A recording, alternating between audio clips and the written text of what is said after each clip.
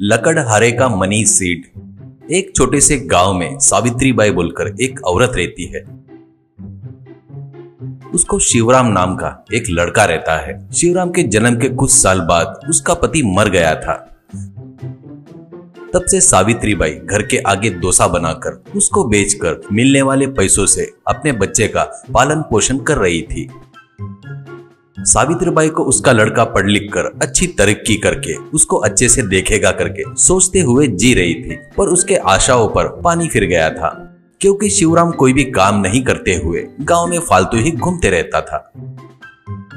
शिवराम थोड़ा भोला भाला ही था। वो अपने जरूरत के लिए माँ से पैसे भी मांगता था। माँ को बच्चे को देखकर चिढ़ आई तो भी उसको पैसे देती थी। वो पैसे लेकर शिवराम गांव में आकर लोफर के जैसे घूमते रहता था। ऐसे ही एक दिन शिवराम माँ के पास आकर, माँ मुझे थोड़े पैसे चाहिए, ऐसा कहता है। लड़का ऐसे हर बार पैसे मांगते हुए रहने से चिढ़कर सावित्री बाई हमेशा पैसे मांगते रहता है। अपने घर में पैसों का पेड़ है, समझ रहा है क्या? माँ के ऐसे कहने से शिवराम को एक आइडिया आता है। पैसों का पेड़ अगर मैंने लगाया तो कितना अच्छा रहेगा। पैसों के लिए हमेशा माँ की खरी खोटी सुनना पड़ता है, वो मैं नहीं सुन पा रहा हूँ। अगर पैसे बो दूंगा तो मुझे जब लगेगा तब तोड़कर खर्चा कर सकता हूँ, करके बोलता है। वो बातें सुनकर माँ, पैसे बोने से पैसे नहीं उगते रहे, पैसे के बीज कहाँ मिलते हैं वो पहले पता कर ले, ऐसा कहती है माँ। वो बातें सुनकर भोला भाला शिवराम घर छोड़कर पैसे के पेड़ के लिए ढूंढने निकलता है। ऐसे शिवराम उसके पहचान के गांव का धनवान चमनलाल के पास जाकर, चमनलाल जी, आप इस गांव में सबसे धनवान हो ना? आप धनवान जिस कारण बने हो, वो पैसे का पेड़ कहाँ मिलता है, मुझे बताओ, ऐसा कहता है। वो बातें सुनकर चमनलाल हंसते हुए देख शिवराम, पैसों का पेड़ यहाँ नहीं रहता है, वो जंगल में मिलता है, ऐसा बोलता है मजाक उड़ाते हुए। वो बातें सुनकर शिवराम चमनलाल को धन्यवाद बोलकर जंगल की तरफ निकलता है। ऐसे चलते चलते नजदीक के जंगल में पहुंचता है। ऐसे जंगल में घूमते वक्त वहां पर एक बुढ़िया लकड़ी चुनते हुए दिखाई देती है।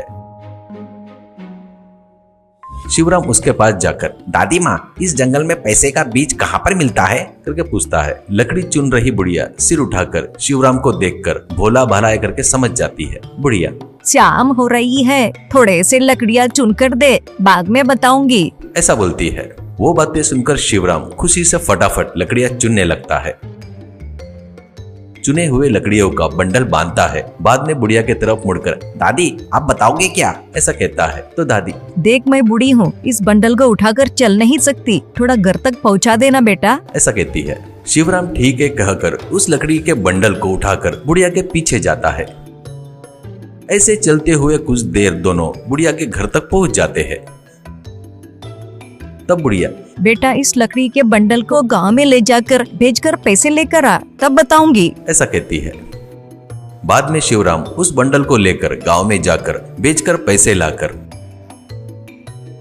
बुढ़िया को देता है। बुढ़िया बहुत खुश होती है। अब शिवराम, अब तो बता दो दादी, पैसों के पेड़ का बीज कहाँ मिलता है, ऐसा कहता है। तो बुढ़िया, समय आने पर बताऊंगी, तब तक धीरज रखो बेटा, ऐसा कहती है। वो शुरुआत शिवराम बुढ़िया के घर में रहते हुए बताए वैसे जंगल में जाकर लकड़ियां तोड़कर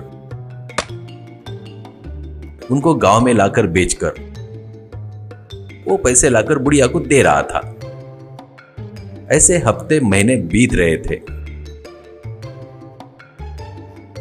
पर शिवराम हर दिन जंगल में जाकर लकड़ियां तोड़कर वो लाकर गांव में बेचकर